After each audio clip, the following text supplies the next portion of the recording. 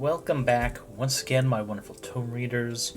Welcome first timers to my stream. I'm Lucy Ferris of the Morningstar Archives. Today, I have a fun story to get into before we go full hog into the art portion of the stream. As I said, the announcement some of you may have seen, or the heads up, that if a good game night happened last night, I'd have a great finale story for you, and it was indeed very great. In fact, I had to take notes for some of the wonderful moments, make sure I didn't forget some of the fun things that happened. Alright, to start with, this is the map I put together, the just set dressing, as my players delved into the final area. A mind escape, which is actually a spell from Pathfinder, but, Oh, hey, Briskin, welcome in. Apologies for your awful connection, but hopefully you can hear all the very fun details. But yes, they delved into this mind escape. For those of you who play D&D, it's similar to Demiplane, but is specific to, like, a person's inner... like their mind palace or intellect fortress, something like that. Which is not actually in D&D. It's a spell in Pathfinder. For those of you who've heard me talk about this system before, it's kind of a mix of the old and the new, for lore reasons. Yeah, it's the way this universe works is that there was the old system with like Pathfinder spells, what have you, but as that came to an end and thousands of years without magic on Earth, people kind of forgot. And when it came back, the system of magic was different. And I did that mostly because the campaign I'm using as the like very bare bones base for the plot comes from a Pathfinder module known as Rise of the Runelords. The first module I played when I was trying to find a group online. I unfortunately didn't get to go too far because the group, well, two groups that I tried playing it with, just dissolved after like 7 or 8 sessions, which is unfortunate, but I wanted to see it through to the end. So, with my campaign 2, I used it for my players, but more the lore and twisting it just enough. Let's see, instead of doing the base Runelord that the campaign used, of which there are 7, each based off one of the 7 deadly sins, and also each representing a different school of magic. There are 8 total, they only use 7, divination was not one of them. We followed the Runelord of Lust, Sorshen. And in the final battle and the way it was built up, my players discovered that this mindscape is not just the effort of herself. You see, the way this spell works, and some of the mind spells that are not enchantment are actually illusion, specifically ways to get into someone else's mindscape. So I worked into this plot that this is not just her effort alone. No, this space, its entirety, was created with the help of the Runelord of Illusion, of Pride. Was Pride part of this fight? No. No. Thousands of years now. She had twisted him around her thumb so tightly. She made him and all of his innate magic into the intellect fortress that protects her mind from outside influence. Inventor someone psychic? Oh yes, the big bad. Because how else could she survive outside in a plane where magic had been sucked away in the attempt to end these dangerous Runelords and their empires, multiple empires. The only place she thought to hide was, in a place that can only exist outside of magic, accessible only through magic. Her own mind escape. And that's what my players came into, this massive, misty wall surrounding, not even a hamlet, not even a village. They're just a few scattered buildings that were incredibly old in design, but somehow had not aged. They floated gently several feet before stepping down here, And aside from this just immense place, the way in that they found was this enchanted, like chessboard scale hedge maze that they could see. Diablo 2's Arcane Sanctuary? Possibly. I've not played any of the Diablo games, actually. Though this map specifically is from Epic... what's it called? One second, I've got a... Epic Isometric. They do maps of this design where it's like a bird's eye view, so there's a little depth from things popping up rather than a directly like top-down map design, which is what I liked. But yeah, I've just edited that for the colors to set this place to get to fit, and some of the individual elements make this floating tower here with some swirling magic and others just sparking in. Because this whole scheme of triggering her return, knowing that magic is back and she can keep her old immense powers. Her escape can only be done with the sacrifice of those who, one, have some amount of lust-based power within them, whether it being someone who commits the sin of lust frequently, or specialists in enchantment magic. So these were less magical circle going off and more to represent the souls coming in, sucked in via the ritual. And just before this final fight, my players had to get through an old, not even a base, more like a mix between a palace with gold walls, gems embedded in it that she had stolen from the Runelord of Greed when he passed just before she escaped here. And it's just in the middle of these mountains in his demiplane. And, wouldn't you know it, she decided to almost literally rain on one of my players' wedding day. Because they knew Big Bad was coming up, their plan was ticking ever closer, so they got married to their partner. Wonderful, disaster lesbian romance. Because, the player, her father was a detective, but their girlfriend... their father was a leader of a local mafia. So, just textbook wonderful romance came out of that. But anyway, that was the triggering event of them having to rush here and do shit about her.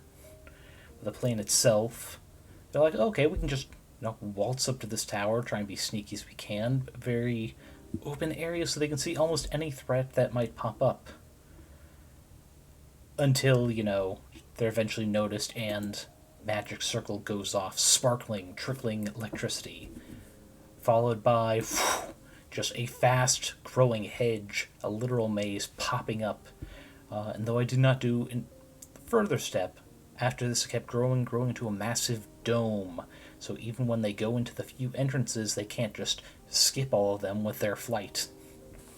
I had to make it a little difficult for them. But this place is based on a mix of, I think the D&D spells are Druid's Grove and Guards and Wards.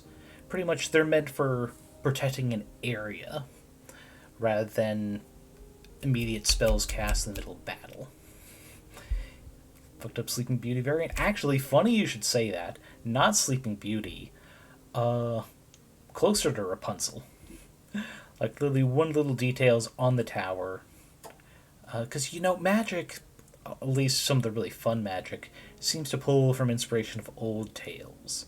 So at the only way in at the tippy top, there is this hook, as almost like a pulley system would hang from it, and a braid of almost gray golden hair looped across it.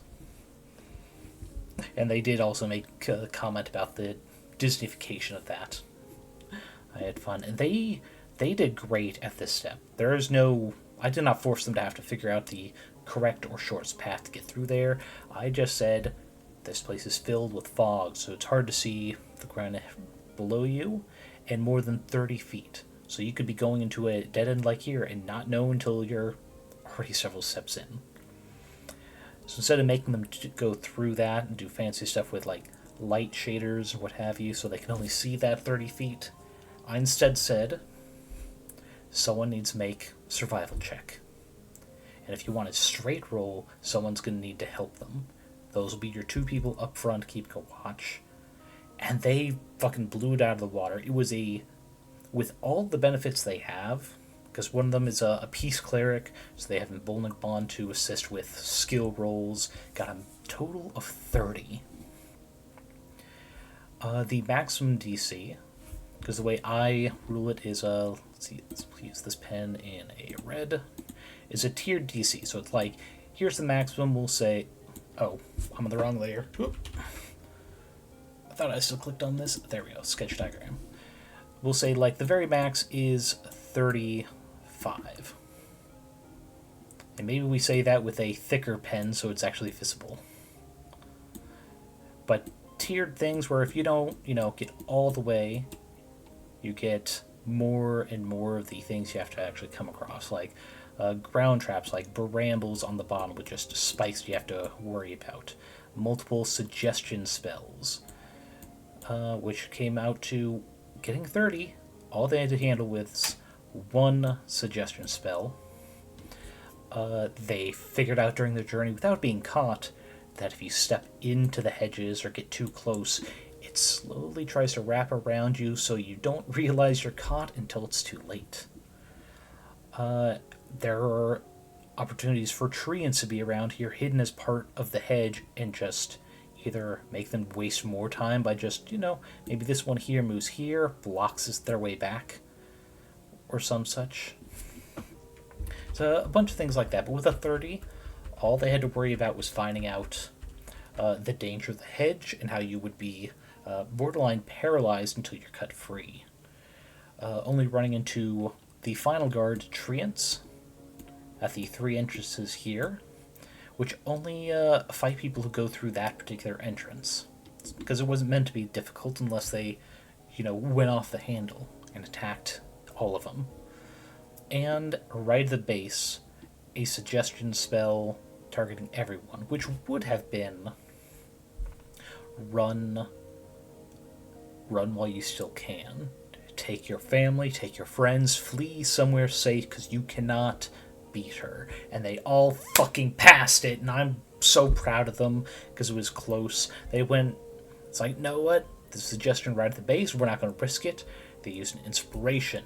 They used a Artificer/Genius from a Lock the Robot, and it was great teamwork there.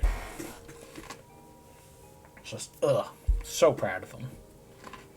Also, sorry, I still had a few carrots left from dinner, and I didn't want to leave them to dry out.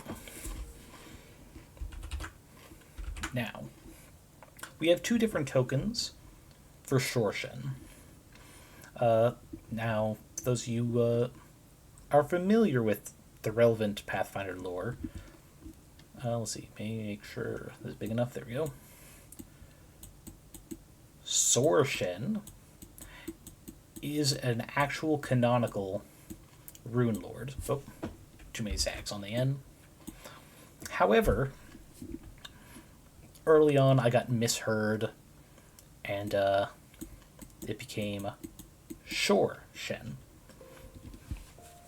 So we'll just take this as completely alternate timeline Shorshen, because canonically other stuff happened where she became more passive in the background, like Master in the Shadow type villain for another campaign. And I very much did not play her like that. She was manipulative, yes, but very overt in the way she did it. Now, before I go in depth for the tokens, I'll go ahead and make them visible here.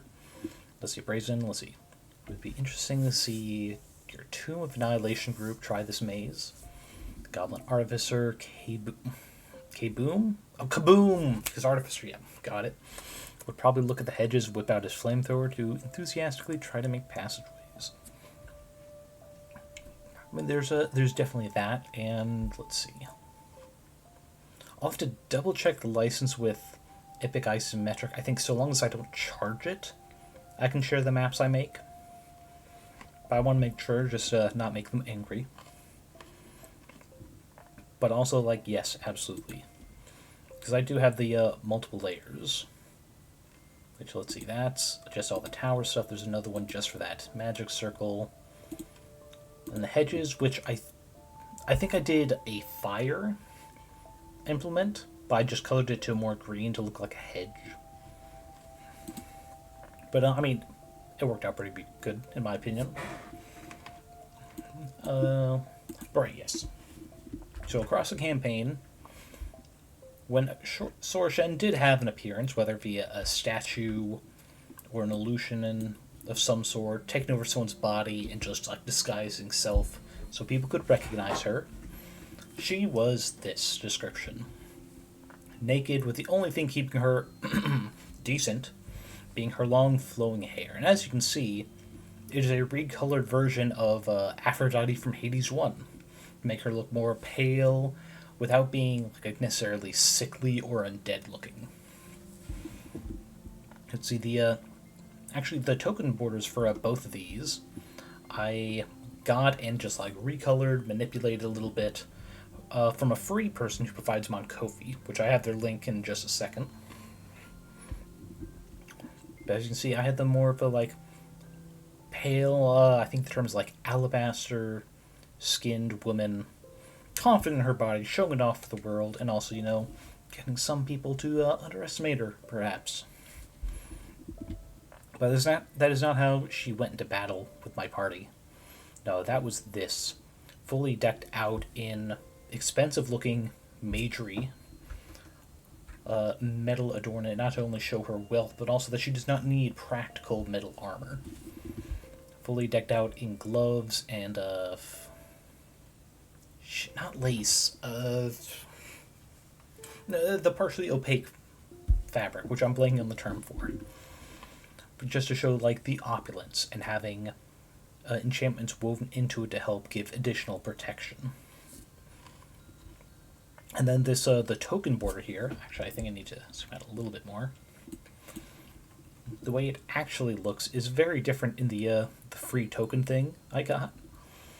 First off, these were twisted, let's see, up and down. So let me just go ahead and hit it with a rotate. Oh, if I was on the right layer. Yep. For one, is more up and down like this. And two, I had taken one half and flipped it with some minor adjustments with drawing just to keep it looking proper circular. But I wanted it to be more like a ribcage that had been split open, what with all the ritual sacrifice and killings that had gone on throughout the campaign. It felt more fitting. And also the, like, very yonic looking, like a toothed vagina. Because, you know, she is lust, but she is still dangerous in her own right. And I thought that sideways mouth look would be a lot more fitting to the danger level that she represents. See, and I decided, you know, keep the chains because it was a nice little... It broke up the outline of it. Very much liked it. Yeah, I'll go ahead and recommend. They're currently called Alderdoodle on Ko-fi. Alderdoodle/shop. Actually, you know what? I can go ahead and toss that in chat. Oh, there we go. Absolutely recommend. They have some stuff for pay, but they also have plenty of free resources you can use.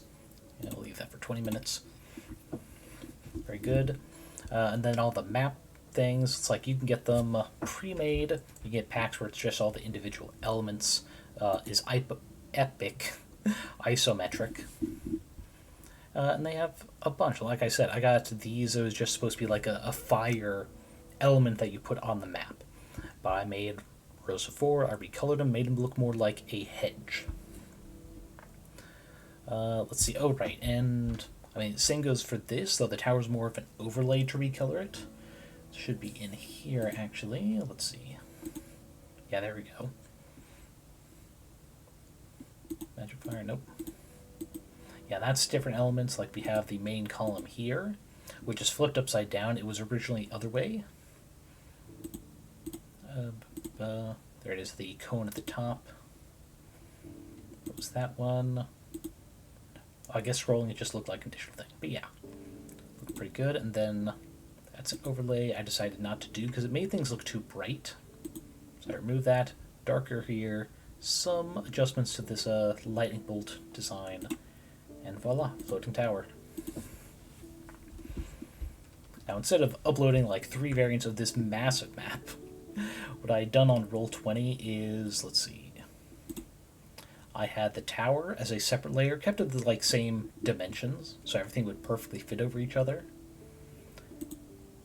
And then another one that was just the hedges. That way I could just take this base map, hedgeify it, tower, boom.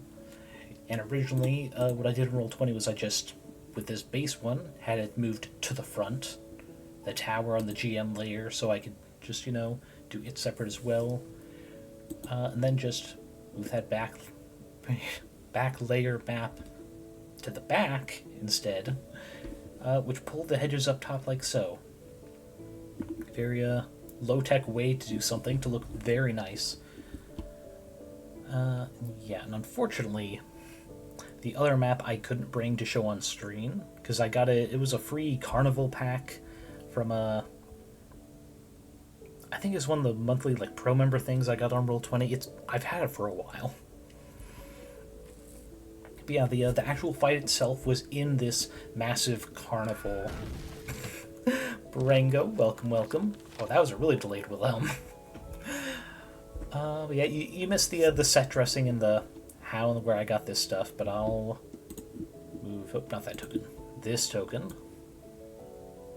up here so it's a bit more visible for those interested in the where to get stuff.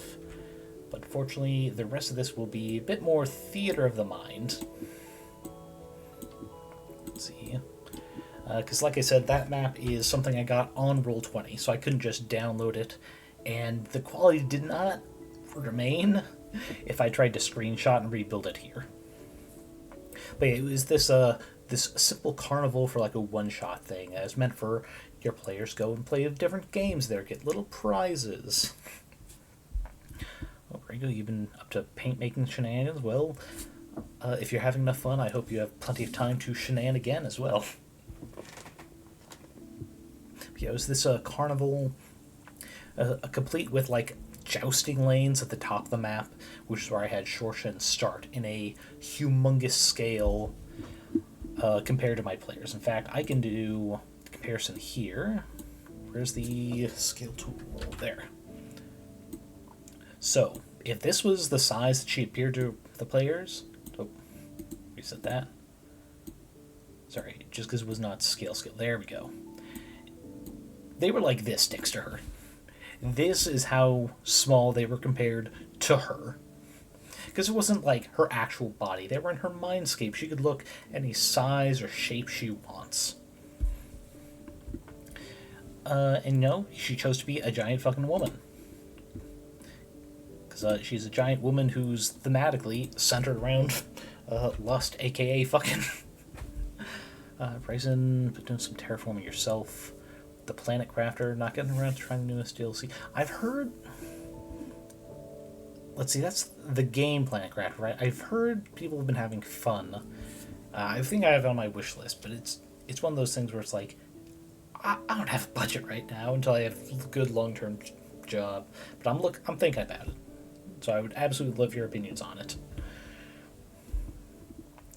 Oh, wait.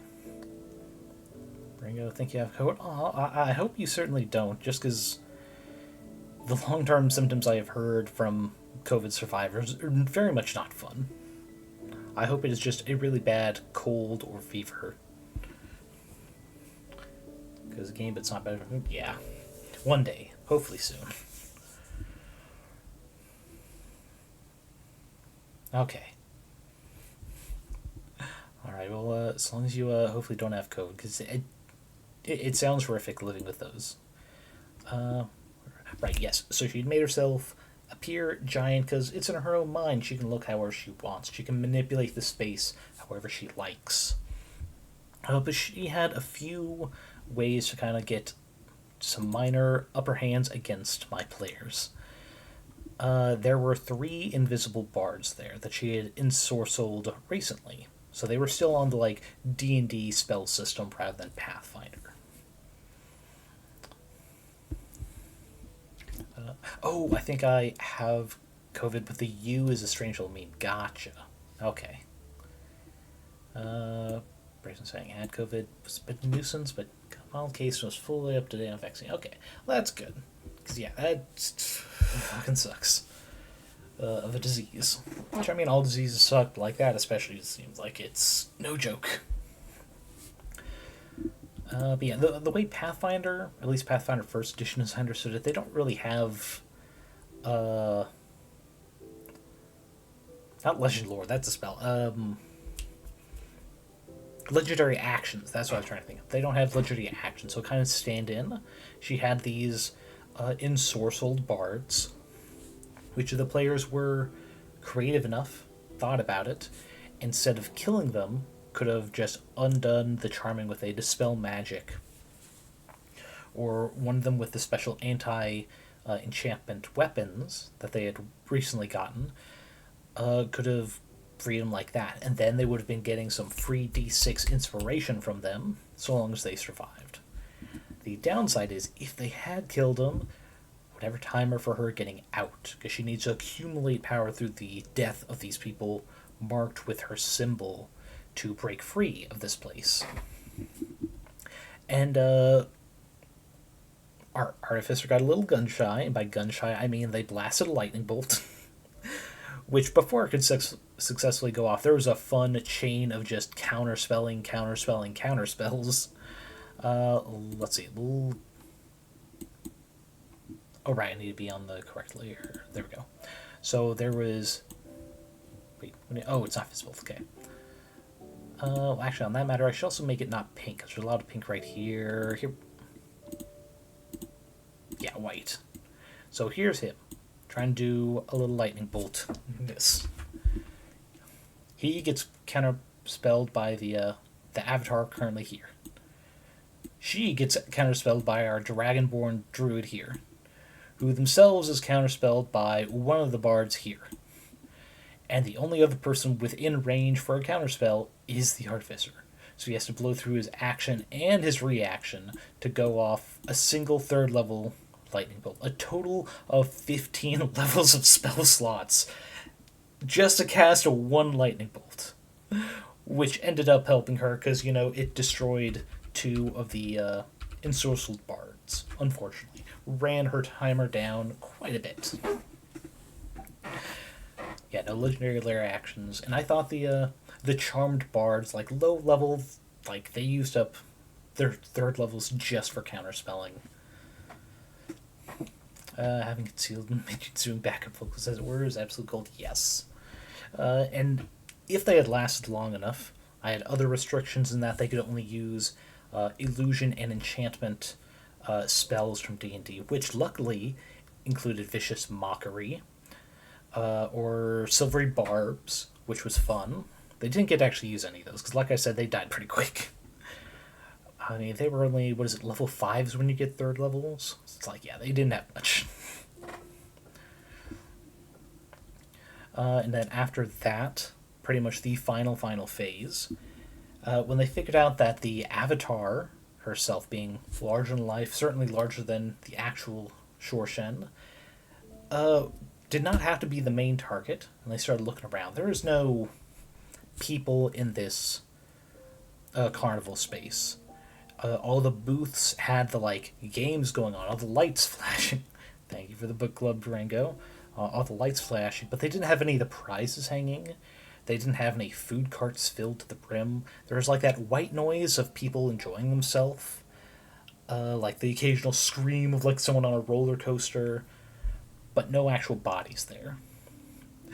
So our wonderful rogue warlock multiclass, Val, the aforementioned daughter of a detective, spent some time looking around. It's like, okay, what is here that there's only one or two things that might not necessarily just be set dressing. And there were three things she was able to notice with her roll. I can't remember what it was. I didn't think to note it. There's three things. One, the avatar itself not always being present. She could disappear and she couldn't come back until the next turn of hers. But on that same turn coming back, she couldn't then disappear again. and so on. So she's like, okay, that's weird. If this is in her mind, why would she need to appear at all and not just randomly attack from a direction? Another thing was just a little plushie on the ground. I can't remember what animal I said.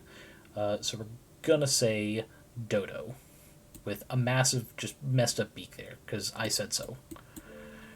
Half soaked in a spilled cup. It's like, okay, there are no actual prizes hanging up, so a damaged one is weird. And over this massive cauldron that all the souls, as they come filtering in, and their little pink wisps, just going to the cauldron. But before that, there's this magically suspended lens right above it. As soon as the wisp enters into the lens, it just shoots down into the cauldron like a laser. Like I said, she got a good enough roll. She's like, there are 3 things here. And I have a cantrip where I can target up to 4 targets. A modified Eldritch Blast has more like themed like gambits, just exploding playing cards. So 1 at the plushie, 1 at the lens, 2 at the white bitch herself, and she found out, oh yeah, she screamed in pain from that before the cards aimed at her even reached her. And at that point, they were all able to kind of just dogpile, just to say, that's the lens of glass, and more attacks, more spider webbing of cracks, further and further, and it culminated in, let's see here. Oh, wait, wrong page. Ah, yes. Instead of switching to her smaller, just more easily spammable enchantment spells to dominate person, switching up to dominate monster, and as high level as she could, and those were getting counterspelled by the players. Hell, at one point she tried to feeble mind the Artificer, because he had the most counterspell ability left, and that got taken out of play too. Led with that said Artificer unleashing, let's see, it's 5 shots in a round, because he doesn't have to reload it before that. Pretty much a handheld BFG from Doom. Because he had a choice between recreating it as it was, which would be like having to pull behind himself in a cart, but for the maximum power, or something more handheld like a laser rifle. And he took the laser rifle, 5 rounds, reducing it to 3 HP. That's all that was left. So coming back to our detective girl, who has been the most directly victimized by this sorceress the entire game. Her actions led to the mafia that her girlfriend's father ran having to just fall apart, because their investors, capital I, foreign investors, have been using them to, human traffic, use those people for sacrificial rituals themselves. Shorshin took them all out because they were, competing for human resources, literally. And, she did it. She got to land the final blow. Because with that same Gambit-inspired card cantrip, which, I remind you, had 4 attacks, only 1 hit. And a little, specialized character thing I gave her for the Warlock portion of it. Because those of you who've played Warlocks, especially, I'm blanking on the Warlock subclass that uses a magical sword. So you obviously go Blade Pact. I gave her a modified version of the invocation, that's it. The invocation that gives multiple melee attacks, pretty much a second attack, to alternatively let her use sneak attack damage on her Warlock cantrips. So a sneak attacked damage did, I think it's 12 damage, certainly more than the 3 she needed In the final moments, Shorshin crawled scrambling up the side of that cauldron, trying to catch whatever falling glass from going into it, in the hopes that maybe she could still salvage this thousands of years plan in the making and waiting from failing. And she fell in. And she passed away with not a shriek, but a whimper. A desperate fucking whimper. It's like, please, no, not when I'm this close.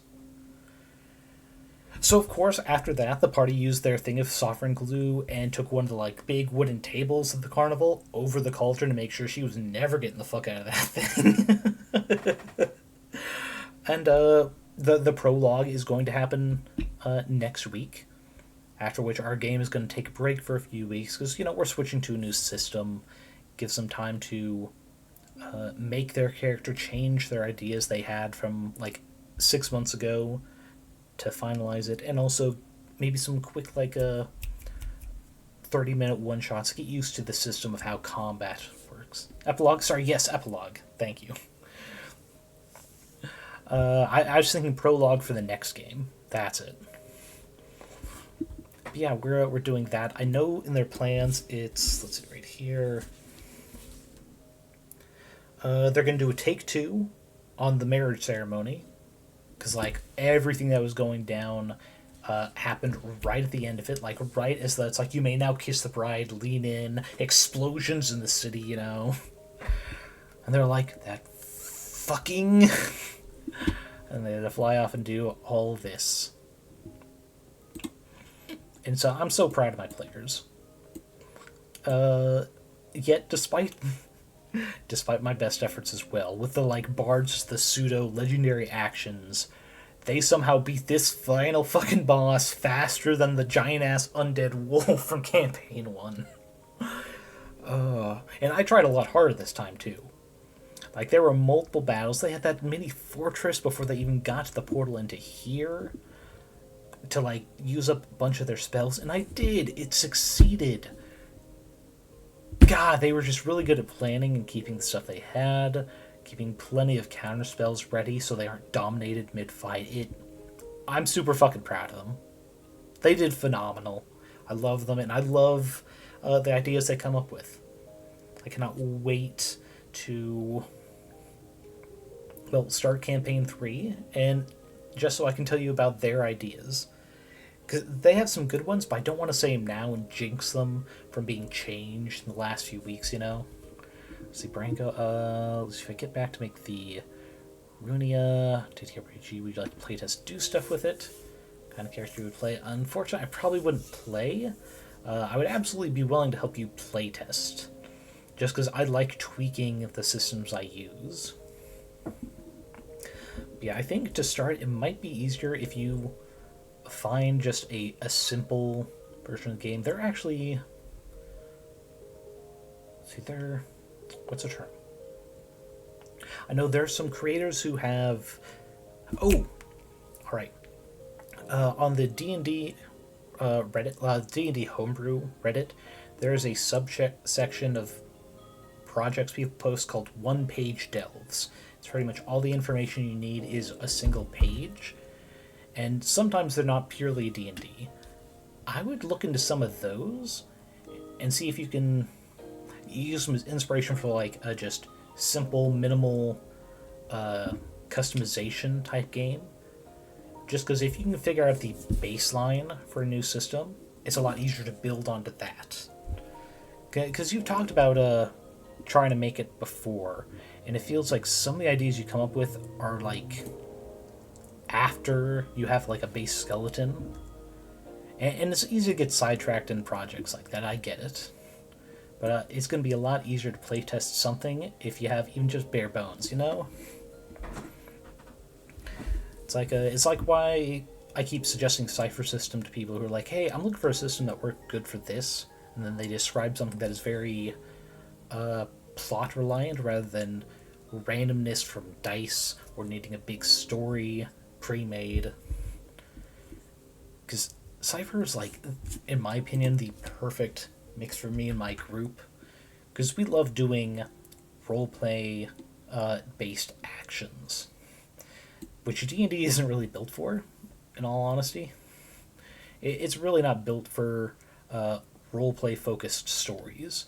It is made for combat, and it expects you to figure out the roleplay reliant stuff yourself, which for some people is good, and it is simple enough that anyone can jerry rig their own setting and make it work. In that respect, it's very good. But for the sort of people like at my table, it's like, hey, is it possible for me to, I don't know, use a lasso? Sorry, make a lasso out of this just random bit of rope? Lasso being a weapon that's not in base D&D? Yeah, it's pretty difficult to use for stuff like that.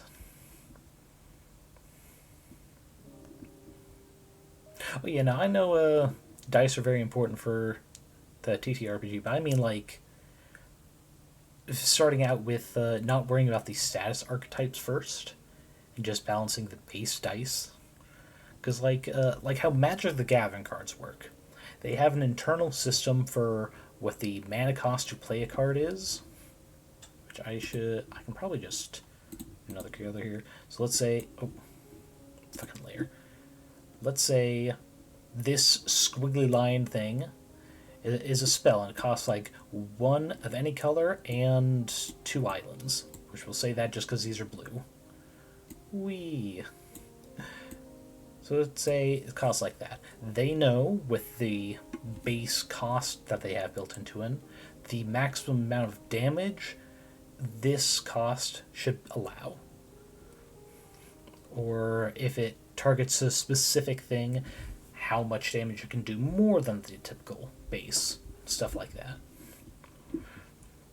So if you figure out a good playable version without worrying about the special damage types or other, not features,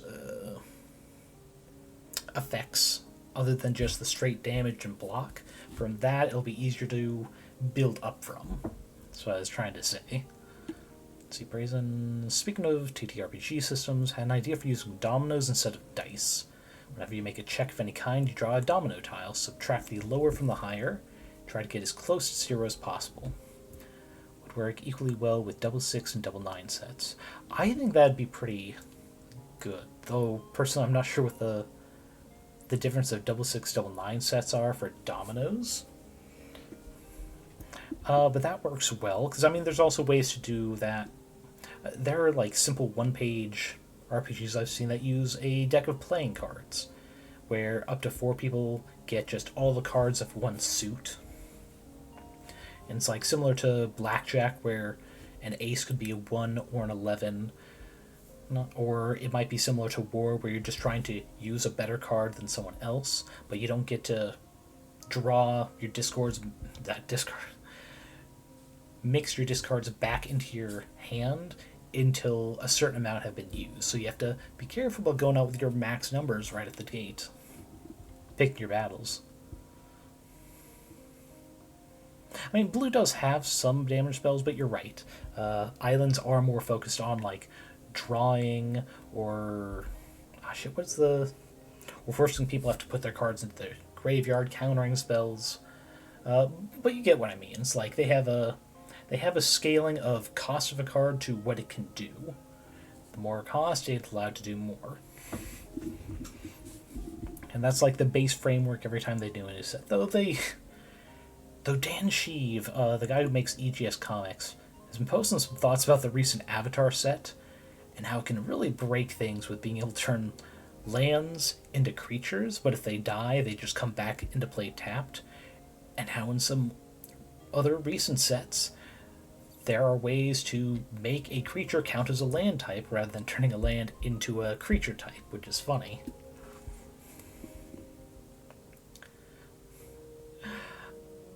Maybe not on here, Barango, because I think I've gone through most of the story I have for this, so I was going to swap to a drawing. And that might be a bit much for me to go back and forth with discussing the status archetypes.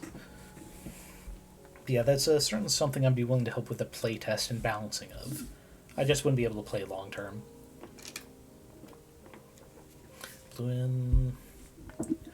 Why do I think those two are the least damage dealing colors magic spells wise? And your comp, they are best for preventing damage. Yes. That's another thing. It's like they figured out like what each land type is typically known for, and they stick to that for the most part. And it's usually higher the cost, the more they can break those like base skeleton systems. And heck, even that's a work over the many, many years of making sets, figuring out what worked good on release, what needed some alterations after more widespread playtesting. Because no one can break a game like a gamer trying to min-max a 60-card deck.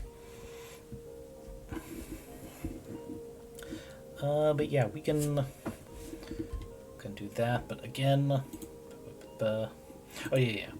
Again, both these token borders are from this Elderdoodle Ko-Fi. These are actually from their free sets. It's just I recolored them myself.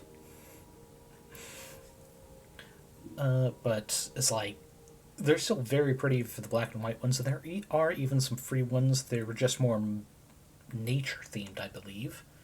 But absolutely check them out, because they also have like border designs and card designs, like the back of a playing card. I mean, it's really cool stuff. Let's see, and right, Epic Isometric, which is where I got the resources for the map itself, including these spell effects. They did good work. That we can close that out. There you go, and I'm not feeling Spirit Warriors. Let's go. Oh, right there. This new race. I realize I did not have any sketches on here. I'm blanking on the name, so I'm gonna call them not Space Dwarves.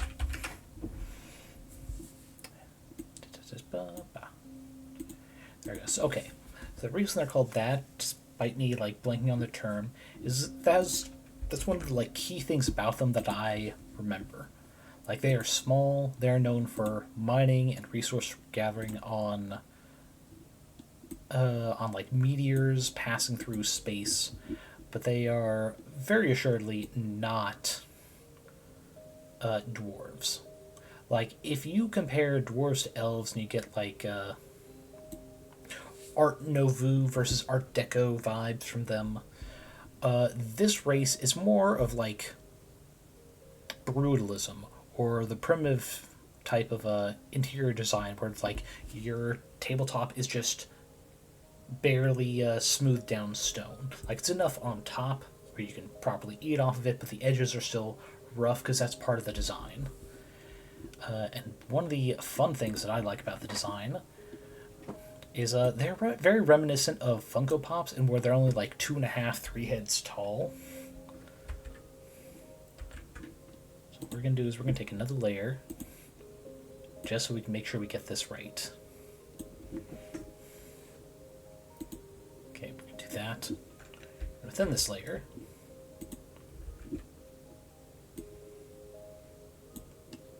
there we go.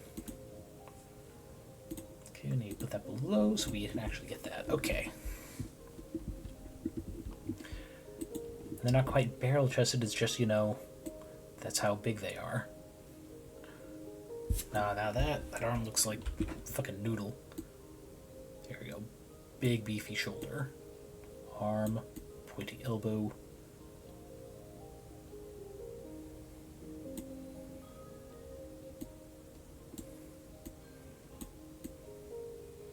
They are just fucking wide. Let's see, how to... Let's say... Pickaxe like this.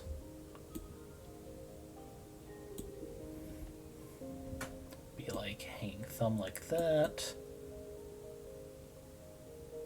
Boom. We can still have the big, beefy arms. Huzzah, like that.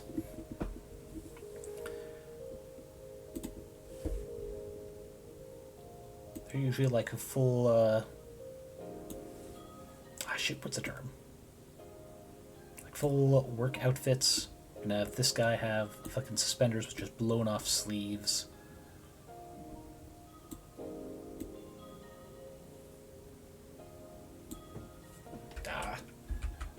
It's not going where I wanted it. Okay. Just have a super tight belt. Whoop, there you go. So like I said, they're very much not dwarves. They're just similar things. Yeah, you can go ahead and info dump in DMs. Let's see. Do have epic asymmetric stuff. Never managed to actually do much with it though. Mixed time entry storage, yeah, absolutely. Heck, my stuff is all on a jump drive. Like, it's just the thumb drives where I keep all the resources. That way it's not constantly in my computer, but also I know exactly where it is. The asset folder's very Diablo 1 and 2 like and style. Yeah, from what I've seen of the older computer games, at least for Diablo, I can absolutely see that.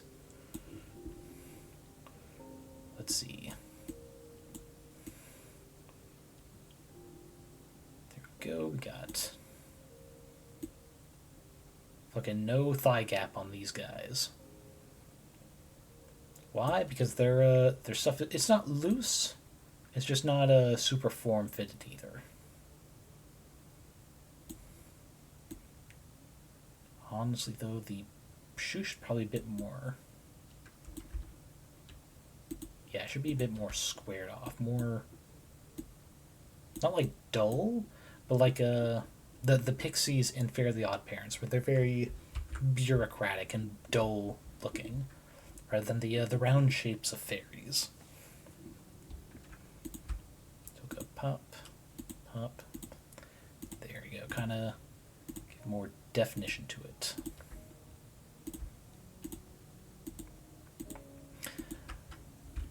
Yeah, I did like the idea of these guys not having like the big beards dwarves had. No, instead they would have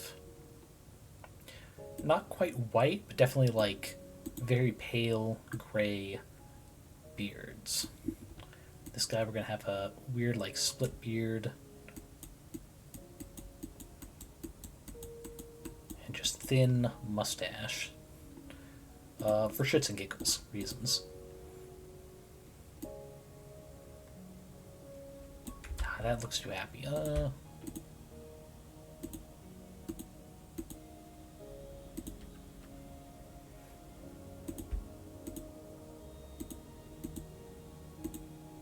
There we go. That looks like a guy who you would not expect a very diverse or fulfilling life.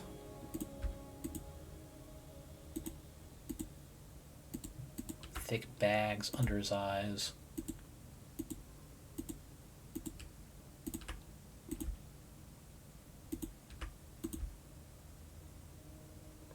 Almost no fucking life in the eyes, actually. It's just how he is. There you go. That's fine. We're just doing little sketches. Do that. We say no to that space. There we go. Over here, layer, transform, flip. There we go.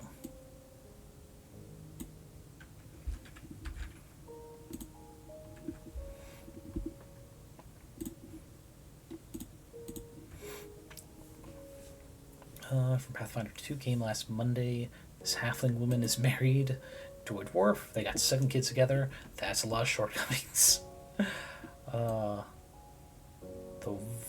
wonderful, wonderful puns players come up with. And he's gonna just like short straw-like hair poking out of his hat. There we go. And we are going to go in the style of just dull skull cap.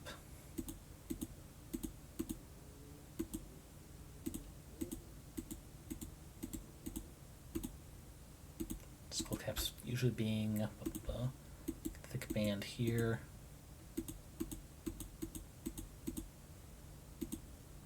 Now, enough to keep the hair out your face from blowing around your neck, getting caught and shit like machinery. But also not being overly Impressive. The color, let's see, what's a good, like, look like a dingy blue jean. That's a bit too colorful. Let's do like, there we go. That's perfect. Oh, that's not so much because I forgot to close some sides here. One sec. Make sure. Okay, yeah. Through here.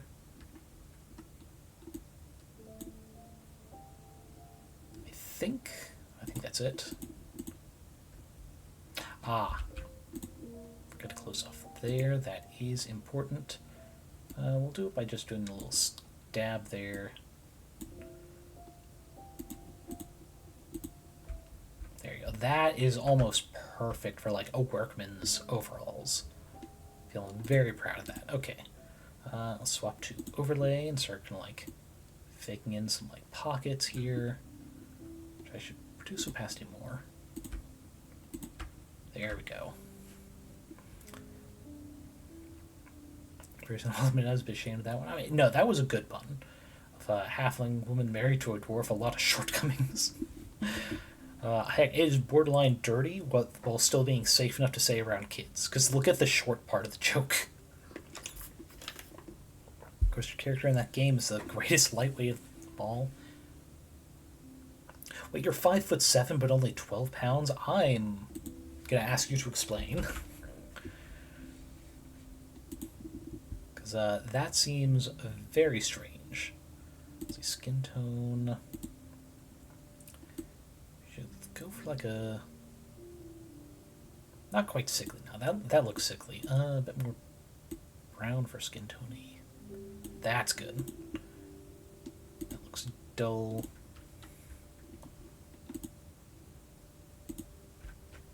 Ah, right.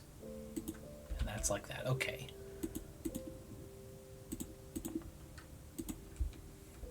Let's fix these real quick.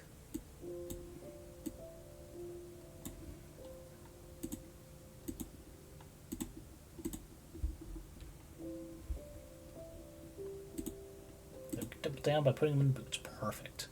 And of course the clean white shirt, which will be anything but. Oh wait, no, that's the same as the hair. Okay, that's a bit more of a gray. Boom.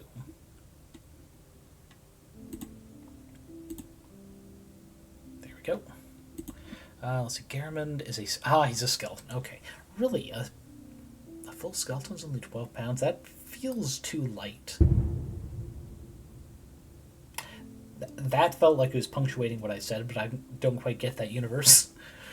He's all butt, skin, bones, except he doesn't even have skin. Oof. Though honestly, if I saw a skeleton, but it also had a thin layer of skin, you could just tell there was no muscle or organs in it, that would be more horrifying than just a skeleton. I'll be quite honest. That would make me rethink my life decisions to see that thing walking around. It's like, my buddy is not doing good here. I think I'm gonna go.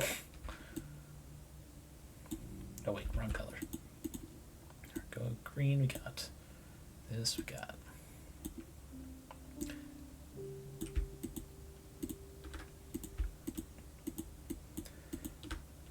Big, blocky limbs that will need some work when I get to the vector art portion of it. But I think I did good for this there. Just need to remember. This is hand resting on weapon. The beef arms, yep. Also, since the party self has tearaways, what? Garamond did have a disguise last session. There's some weird ancestors. You know, there is that. Because I'm playing on the name. But one of the reasons I was like kind of interested in PF2 when I was shopping around for a non-D&D setting was you could be... God, what's the name? It's like Visatra or something like that, and you're like... Not the personification, but like an avatar of the void of space or something. Just like going around. And there are some just crazy very like crazy cool artwork of what represents their race in a way that seems very fun. Oh, that's not the right it. Yeah, we got a little hair sticking out of there. Yeah, PF2 seems to have some very fun custom races. Though my thing, and it's probably just because I had been playing D&D long enough, where it feels like you need to min-max at least a little bit. I will say Pathfinder does not feel like a game you can easily min-max, which is a good thing. But there's also a lot of decisions where it feels like you should be min-maxing, and if you aren't, you're going to lose out. Which I can see why it'd be intimidating for some of the new players. Absolutely no hate to them, though. It is cool having so many decisions, and it can actually matter. Rather than D&D, where a bunch of the just base races feel like, eh. It's like, yeah, sure, you can be that variety of elf. It's not going to play marginally different from any other elf. But you can. PF2 is hard to min-max, but in exchange, it's really hard to make a mechanically bad character, yeah. Which I can see the appeal. You know, maybe me and my players can do that in the future. I know one's Pathfinder, the other's in Gestalt, right? But yeah. We might do that someday for just like a one-shot or something, so it's lower, even lower entry for them. It's like, yeah, I can see why it's not for everyone. See, the elf question is it changed the ancestry Veil May? Veil May. The way that's set up, it feels like it's leading into a pun. I just don't get it.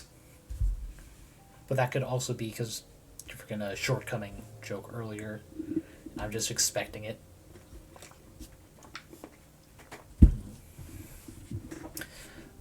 Yeah, for a first race of this thing, it's not great, but it's not horrific either.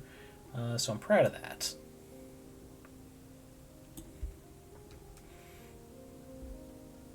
I've seen some of the art, like official art for Spelljammer for this race, and it does not look great. Like, it looked like they were trying to make something that's a dwarf, but also not a dwarf, you know? Not quite the Veil May. Oh, okay, I thought you... For some reason, I thought that was a name, like their name. And you were just saying it was a changeling ancestry, but it's ancestry for changeling. Veil May, got it. I understand a little bit more. It allows the character to cast off disguise by tearing off the outer layer of the skin. Okay, that's the elf? Yeah, the party's elf that did that. That also seems really... That sounds like a choice for a character to choose. Like a very niche case use. Nonetheless, though, they seem to have found a purpose for it. So, can't even be mad. Okay, let's make that go down a bit.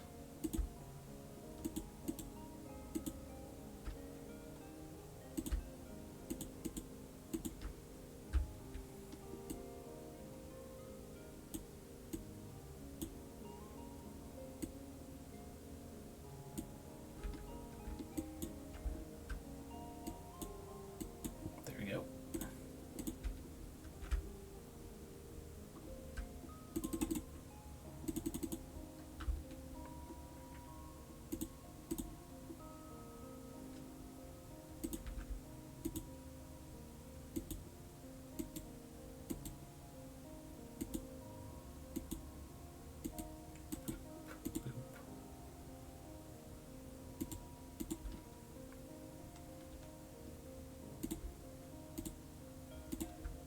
There we go. That's making them look old. Old before their time.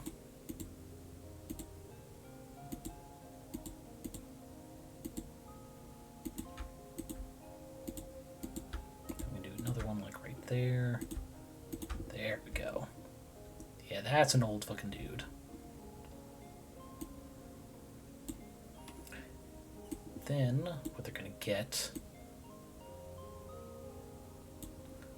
Let's see. Some eye shines like that. Also, I'm gonna give them some black sclera, just to further differentiate them from dwarves. And right, I need to bring that back to full. There we go. Just like I did with my Space Hadozi replacement, the fixing of them. Of making them more like squirrels rather than freaking primates, which was a decision Wizards of the Coast did not have to maintain for 5e. I think that's a good start. Something to remember, at least.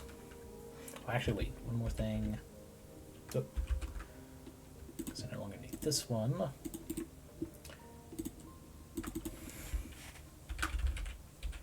Call this folder Funko-shaped. To remember, like, proportion-wise, I should be looking to Funko Pops for inspiration on them.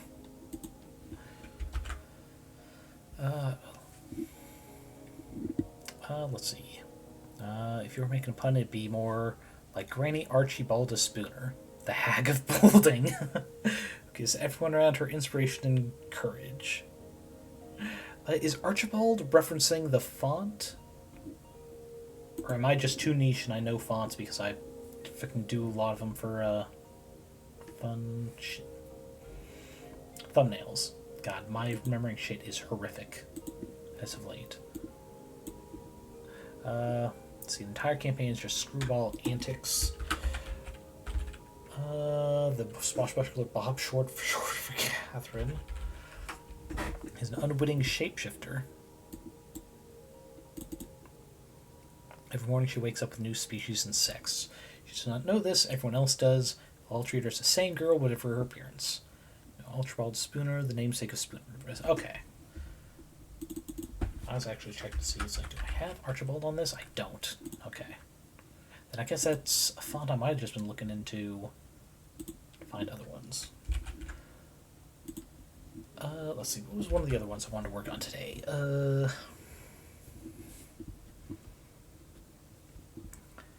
So I didn't want to do anything with the vector art. It just... because that could be really distracting. Oh, right! The penguins. So one of the other outfits I was thinking was this. There is an anime based off a manga called Rory Rocks, and something they did in the anime that is not in the manga is they had the main character dress as a maid, which does not make sense because this is very geology like themed. Like it's all about, it's like, hey, here's the kind of areas you can find this cool rock or geode because it needs such and such environments to form in the first place. But they found an excuse because I think it was like she just got like completely soaked or something, and this was on hand because of a vent. But whatever, I saw that and it's like, you know, it'd be funny putting a penguin in a maid outfit. So I will use this guy on the right. Let's see, can I better center this? There you go. Spinnerisms being a speech impediment, where you shove around the first. Oh, right. Like the 3 cheers for a queer old dean. Yeah. It is both funny and a little horrifying for a mistake like that to have a specific word. It's like, just because people can recognize it. Okay, oh, right. I should have another layer here. Made outfit. Those penguin setters may have been related to an oil spill cleanup. Yes. Very probably yes. But it's cute, and in fact, this particular sweater is another outfit I made for the vector art version. Actually, you know what? I think I can open in here, because I think I already exported that as a token. Let's see, open as layer. Dobar. Oh, not by itself, but it should be here in Dobar Family, right? Preview. Yes, there it is. I'll open this up into here. Oh, actually, this has got the very one I want when maid outfit on anyway, so I don't need that one. But yeah, I think I did pretty good. It took 2 different layers to get this texture appearance on it, and that's because the actual pattern I did before making Fuzzy, I had to invert the colors, because there are some patterns with Inkscape, it doesn't let you choose the color for it, which sucks, and I needed it to be white, because trying to overlay it with a black just screwed it up. But anyway, and it's like that fuzzy sweater look, very satisfying to get. But this one, I want to give a maid outfit to this one for 2 reasons. One, the erect crested penguin has a very masculine feel with these big bushy eyebrows, so I think it would be funny. And 2, it's a very different type of outfit than just a nice little sweater. Okay, we got a layer for this. So I will need to rearrange. There we go. That should be good for that. If I'm going to overlay it, I should do it in a blue. Okay, so, oh, wrong layer again. Okay, here we go. Say stomach is about here. And we'll do this in a multiply. There we go. Wait, do I know? I'm not familiar with Professor Orbs. Let's see, what kind of content do they put out? Is it like more tokens or homebrew stuff? Let's see, we'll start with here a piece like this.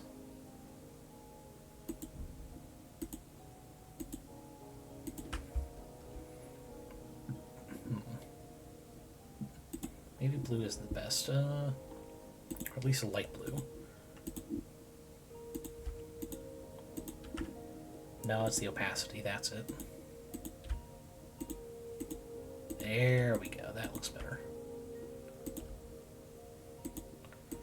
But yeah, what kind of content does Professor Orbs do? It's like, honestly, I'm pretty horrible with names for a lot of the D&D creators. It's like, I'll recognize them, but I cannot name them. Which is just a me problem. I'm not good with celebrity names either.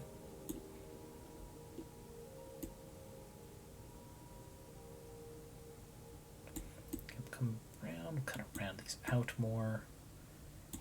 Kind of like a lacy crown. Yeah.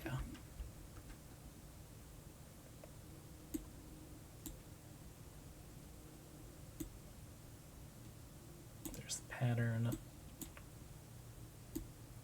Ankle. I don't have to show all of it. Nice. Nope.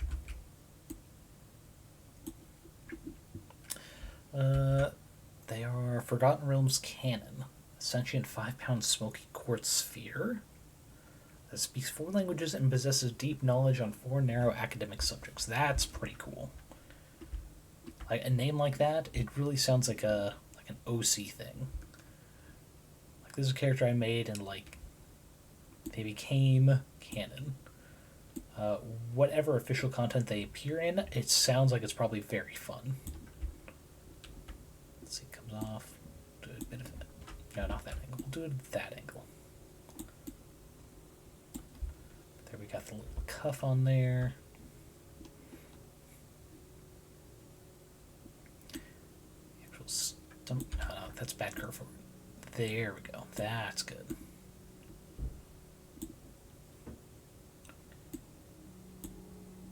The skirt comes around the back like so. Because whoop. Actually, no.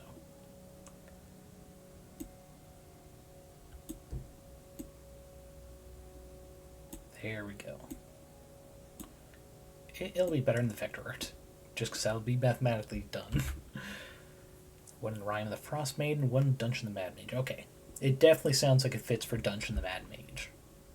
Some of the things, it's been a while since I peeked, but some of them are absolutely crazy in the funnest way. So glad to hear they're in that for players to enjoy. Let's see, we'll do big puffy shoulder.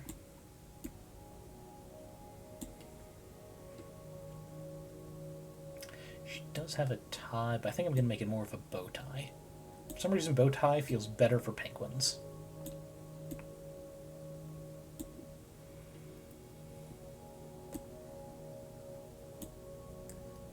Right.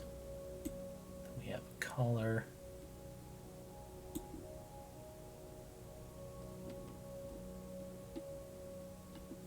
The way she has it buttons up along here. Just hit. Oh, that's why the tie. It's because it hides the buttons, I see. I'm going to stick with bow tie. Bow tie still seems a lot more fitting for penguin. Okay, then sleeve. This is going to be the hard one, because I'm not great with perspective for stuff like this.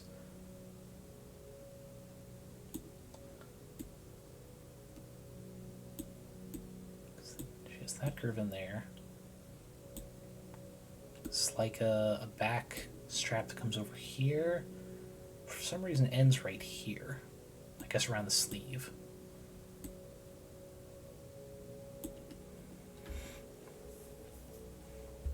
Let's see, brazen. So I'm cooking up one of those expert in wool varieties from different sheep and goats, dyes and dyeing processes, knitting patterns and stitchwork.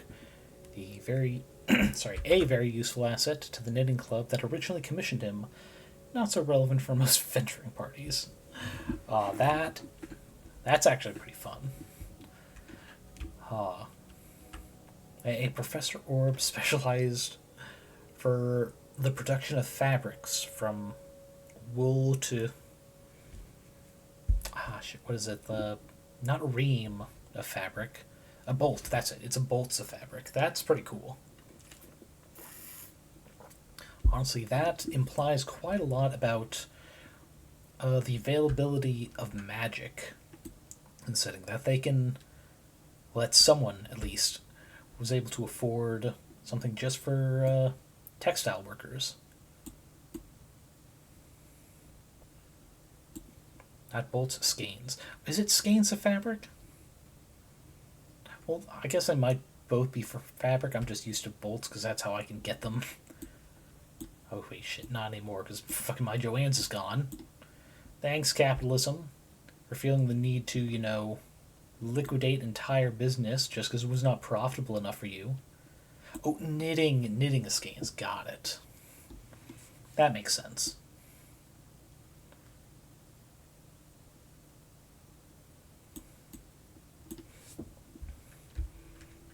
Alright, baby's a little bit in the way, but that is a borderline adorable outfit for a maid. Yeah. Down the other. Oh, right. A little line here. It's part of the pattern.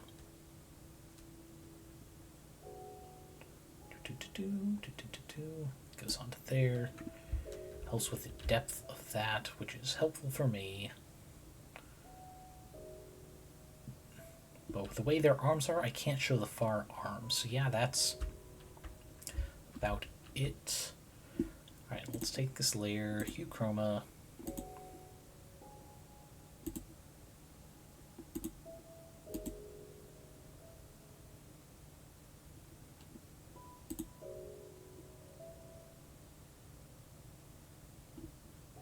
I think that's fine.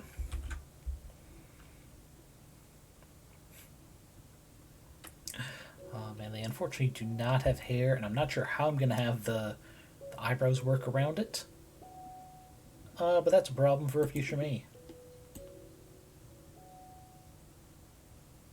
Maybe I'll do like a hair clip right there. Or like hairpins or something.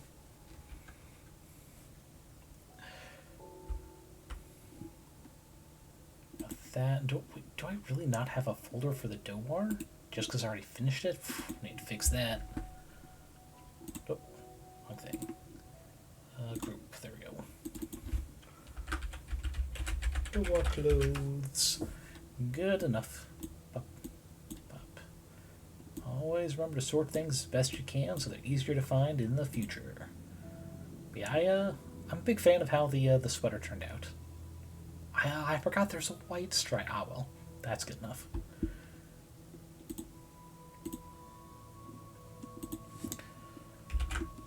Alrighty, got another 30 minutes left.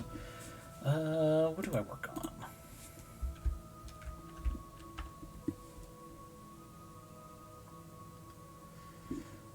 Let's see, what all do I have in here for Dracons? I've got him, which I'm a little disappointed with, especially because he was the second one. And he somehow came out worse than this Triceratops. Maybe it's because I wasn't as creative with it. Maybe that's it. First person chat, give me a type of dinosaur that is not a Triceratops or a Aegyptosaurus. I think they were named just because this one was found in Egypt. But first dinosaur in chat will be when I look up to create the next dinosaur centaur type race. Let's see. Alright. Go at the ready. I'll just type dinosaurs in here in case anyone doesn't have one. Stegosaurus, okay. With a Thagomizer, we can do that. I am a Stegosaurus. Let's see, which of these is a good angle?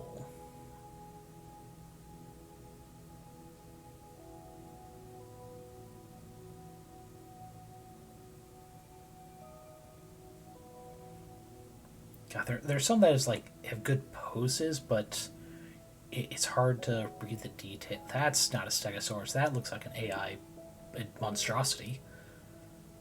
Okay, here we go. Oh, hey, that's concept art for Jurassic Park. Interesting. Okay.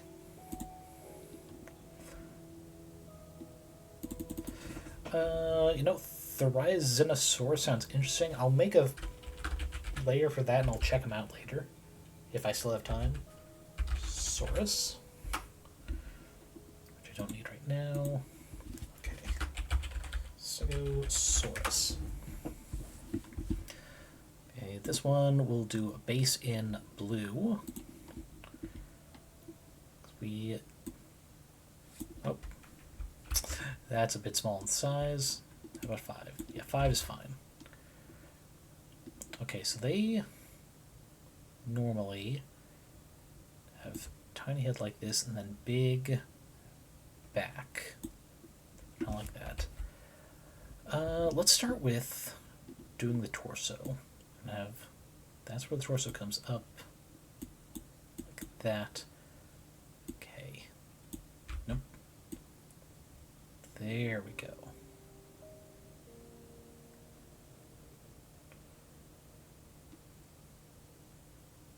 That's where, like, one leg is kind of back.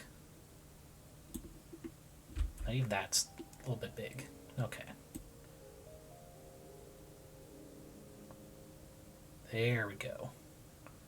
That's already looking a lot better for a third, and then the front ones are smaller, strange. Foreground will be lifted. Oh wait, I just realized I was drawing that one backward. You know what, we're going to fix it by just flipping this layer. Why not? We're going to cheat. This way he faces the same way.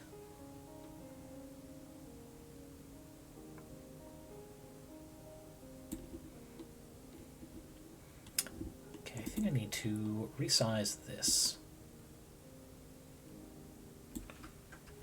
Honestly, it's a bit too forward.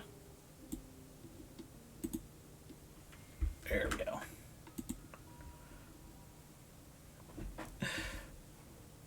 Microraptor GUI were so cool. Yeah. Microraptors are neat.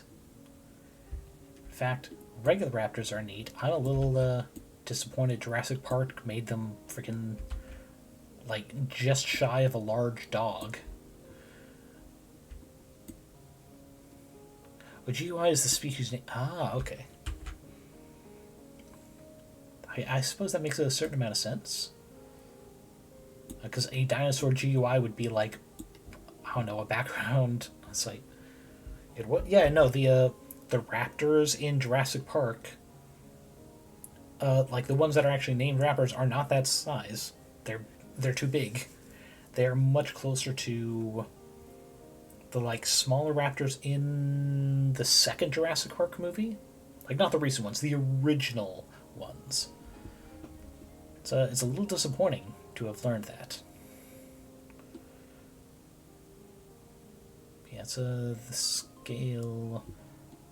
Everything's actually a little off. So if we take this off, we then do is that makes it a little closer to the proper scale.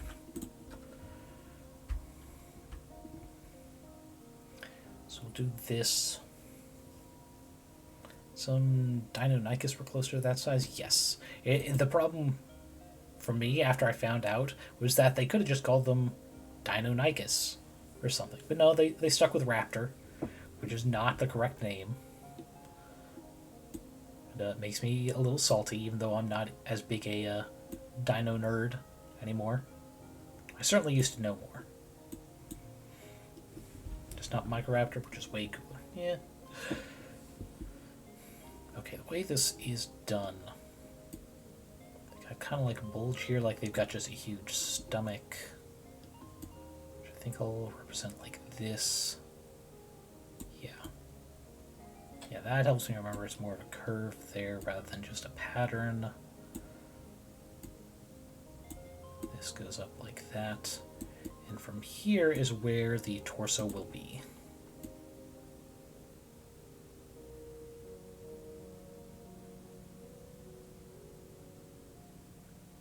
Which is going to look very strange for a centaur thing. But I do kind of like it. Do you know the Microraptor genus? Its member had 4 wings each. You know what color feathers were? I was not familiar with that being for the Microraptors, but yes, I was aware that some... I know there's a more specific thing, but some of the fossils recovered, they were able to test them properly and find out through the chemicals what the likely colors were. And that's fucking beautiful. Meanwhile, a bunch of people are, kicking up arms like, no, dinosaurs don't have feathers, they're lizards. And it's like, screw you, maybe some of us want them to have them. You ever thought of that? How cool it'd be for fucking ancient parrots to just have them.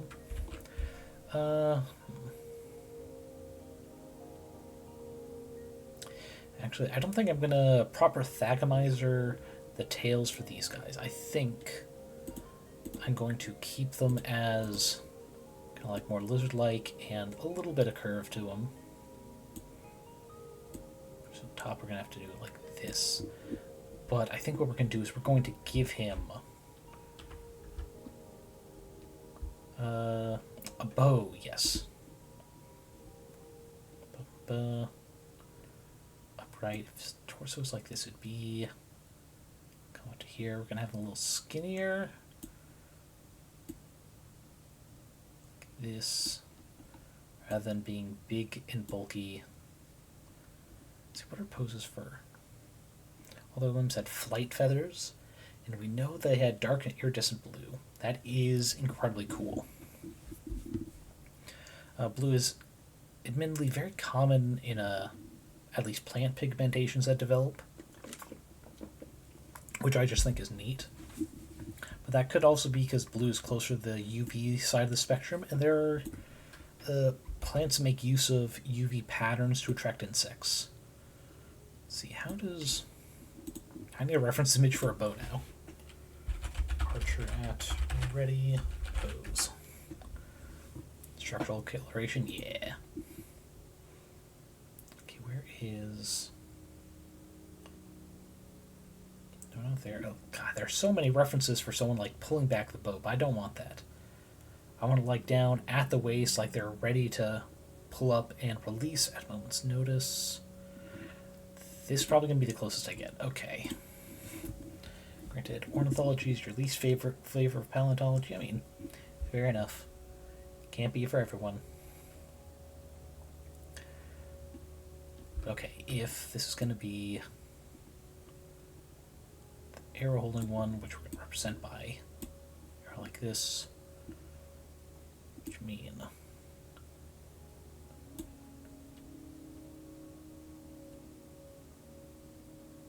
oh wait, no.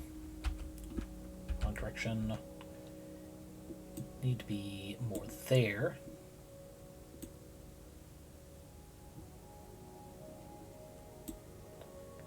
Okay, and then from here we go boop, boop. Now we do finger like that. Alright, the reason I want to do this for it, okay, there we go.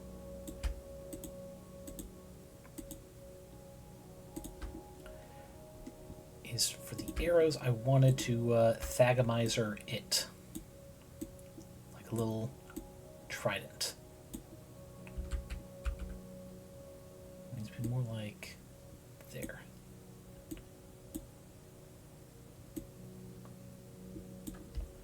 Just because I think that would make it more cool fantasy thing.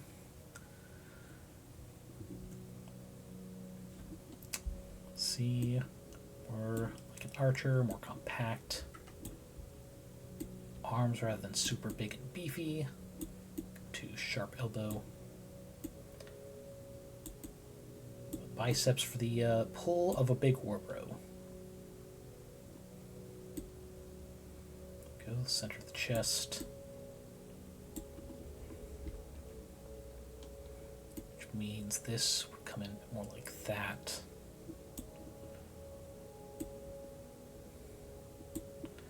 God, the body structure of my draconic centaurs is gonna be so fucking weird. I'm gonna have no proper references to how to do the combination, but I think that's fine.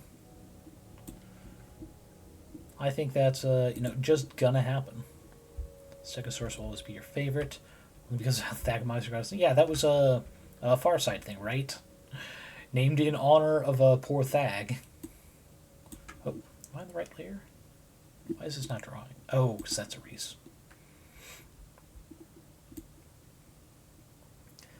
Yeah, I think I'm going to do much larger plates than Stegosaurus.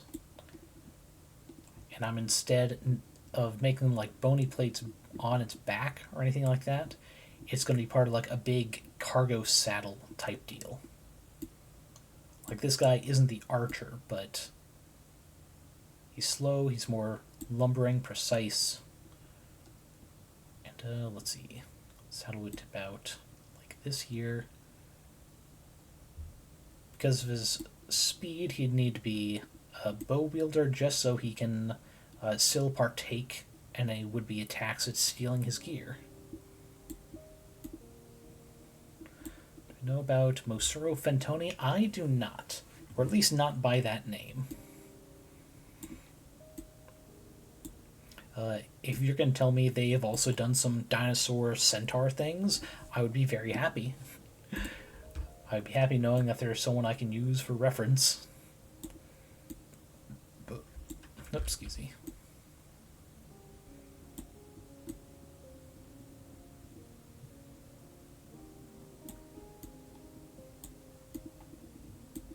It's a species of radiodont.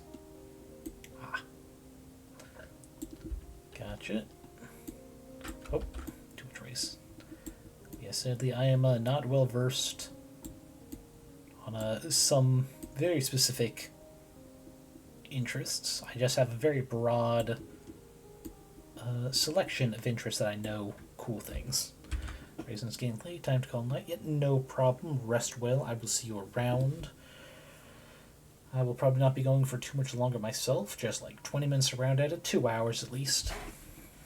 Named in honor of Mothra, that's cool. Yep, see you around, Brazen, sleep well, sweet dreams. Thanks for all the fish. Sorry.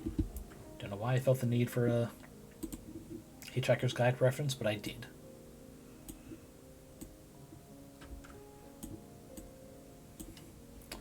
Okay, how do I best show product? Let's go with brown gray. Yeah, that kind of fits. Say bup.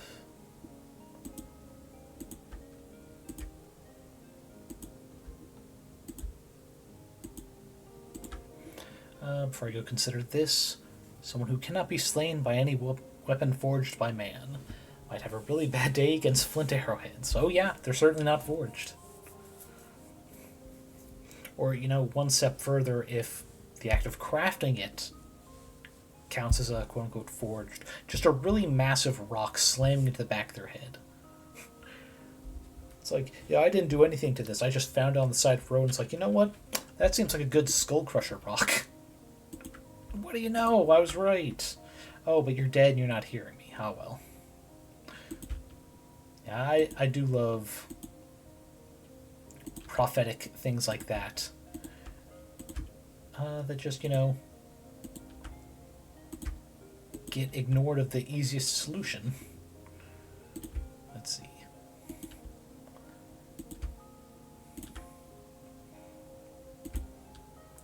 Do this.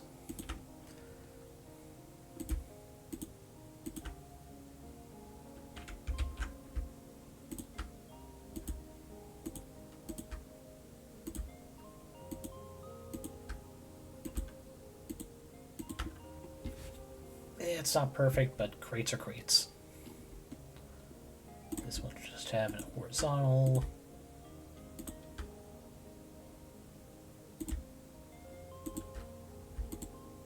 Oh.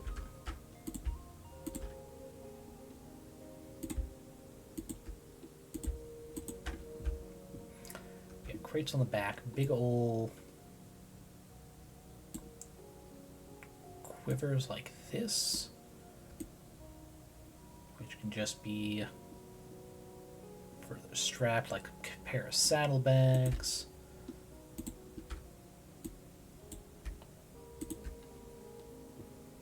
Just whoop, whoop, whoop, whoop, whoop, whoop, whoop. Quick and dirty, that's all what Sketchy Style's about, right? Let's see. I think Brain's comment is about the Permian named in front of, named in honor of Mothra, the Masura Fantoni, even featured a higher degree of tagmosis than normal with some of its fins adapting to gills. Okay, we are reaching territory of terms I do not know. I've not been a super dinosaur fan in a long time. These are very specific terms. It's more just like, hey, here's a cool discovery. It makes its rounds on Tumblr and such. But they are very cool terms.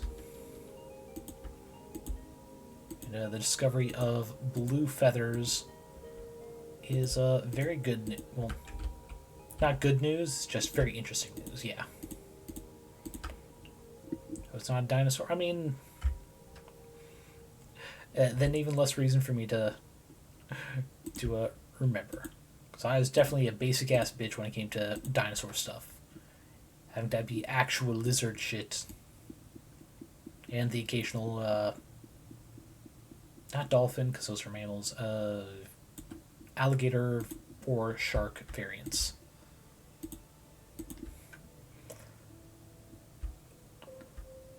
Okay, we have packages. We're not going to tie them with anything. We're just going to make one more. Like that.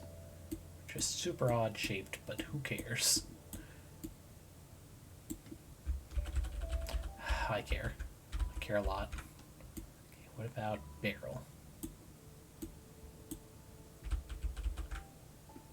Actually, it'd be sideways, so controllable rolling. Yeah, here we go. Put like one of the like plugs right there. Perfect. And another one here. Doop, doop, doop.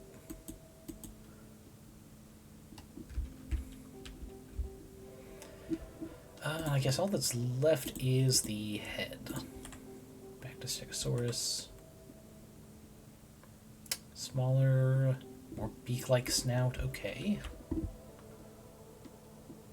Let's make it a bit more of a, like, lean forward.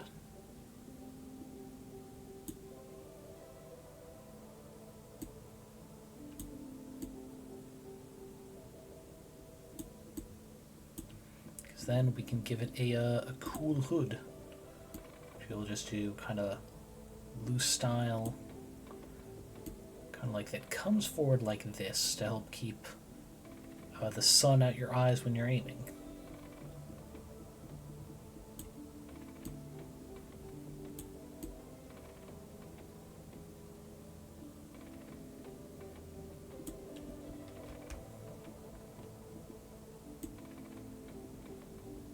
Big angry eyes, because why not? Okay, here we go. More beak-like. Turn this more here.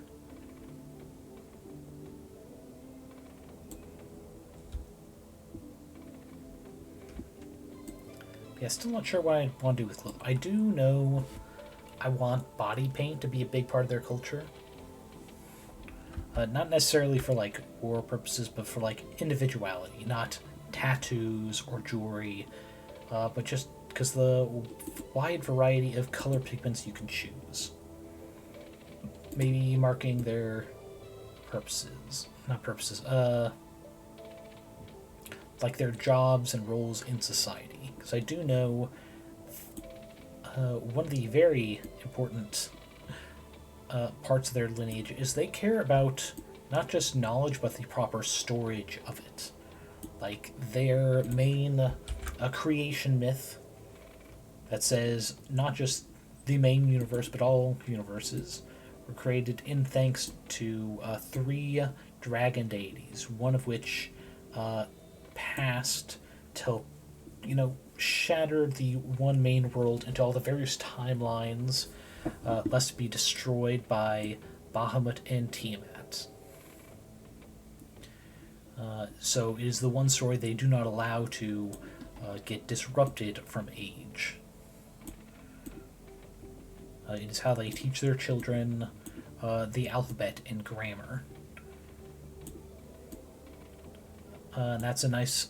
It's supposed to be a nice nod to indigenous groups in Australia that have some of the longest recorded histories because part of their oral tradition was not changing things for the audience. It was making sure the same words were used that the first storyteller who told it used. Because I think that's really neat. They are known for being scholars and diplomats and being very charismatic and witty. But also, if they determine that some threat is too much for them, they have an ability to help them get away faster. Again, for the preservation of knowledge, especially their own. If someone is attacking without, notice of their invasion, they consider it their duty to ensure that someone finds out, that no one is caught unawares by the sneakiness. Let's see, I'm going to have this half erase the head just so it's still kind of visible from in there. I can make this erase go more because it is the full torso.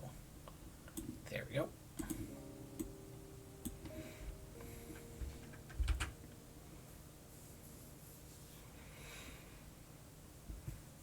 Let's see.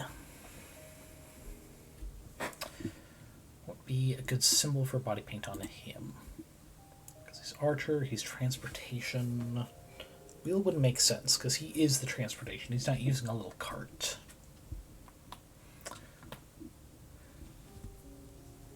Oh, we can use a variation of a cube, actually. I think I'll do it in green. We are going to make this a bit more of a bright green.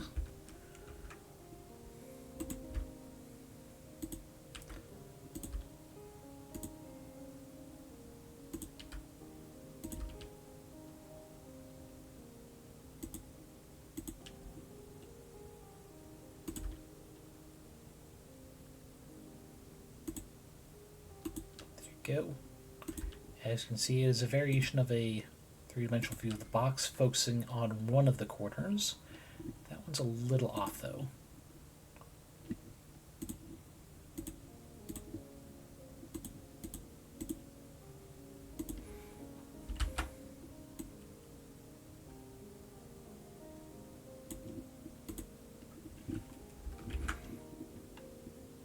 There you go. I'm doing a bit more of an abstract version with these corners not meeting, just so it is also reminiscent of a spoked wheel. Okay, we should maybe... No, that becomes too much. I can do...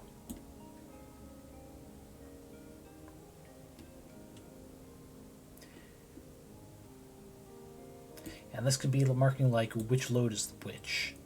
Like a letter, a number, then a representation of how many people? No. There should probably be another symbol in here, though.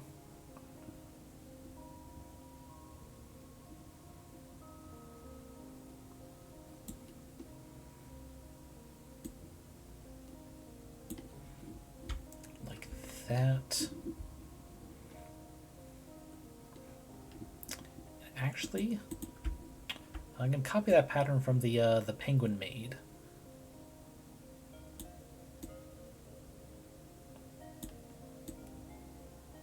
Like a central shape, then outline around it.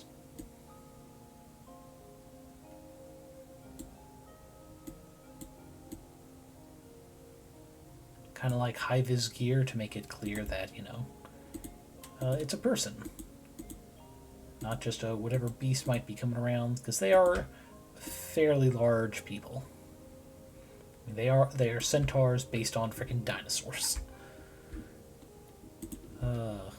Okay.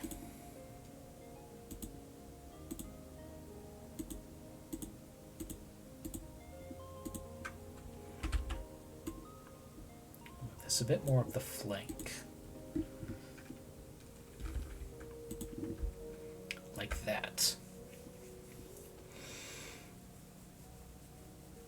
But yeah, I am happy with that. I think we'll look for so right into if Howie is still on doing vintage story. The plan is them, but it's possible they have wrapped up. So let's get that open.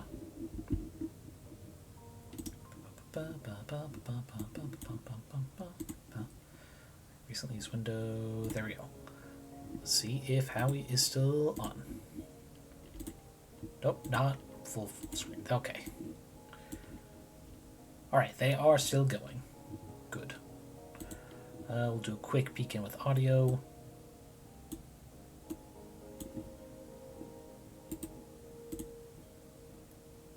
They look to be RPing with someone. Ah, but someone in text. Okay. So, we're going to go to the BRB screen. We're going to listen to them a little bit. Instead of the Minecraft music I had. So we can hopefully find a good time to read into them. So I don't want to interrupt the RP with them having to say, hey, Lucy, welcome in. That's so sweet. Was there a wedding going? Wait, is this the wedding they were talking about? Oh no.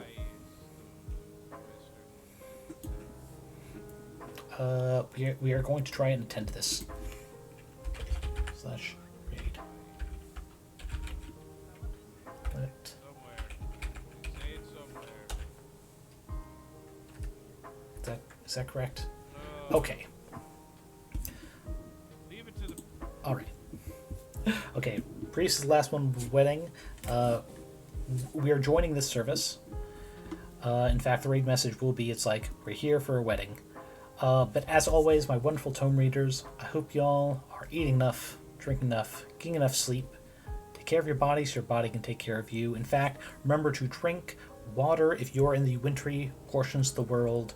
Cold sucks up moisture from your body a lot better than heat does, and you don't notice it as well because you're not sweating, so please make sure to hydrate. Not going to say it has to be water, but drink something, please. Take care. I will have schedule for next week, and for those of you who don't have a Thanksgiving event, I'm planning to do the first Minecraft stream then, so you don't have to be alone, or if you have a shitty family event, a recording to look forward to afterwards. Well, see y'all around.